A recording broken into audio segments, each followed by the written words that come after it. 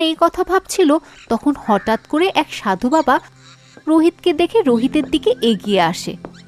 কে রে তুই? জমির পাশে মন খারাপ করে বসে আছিস কেন? এ কথা শুনেও রোহিত চুপ করে থাকলো।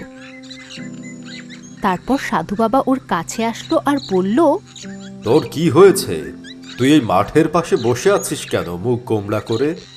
রোহিত সব ঘটনা সাধু বাবাকে খুলে বলল।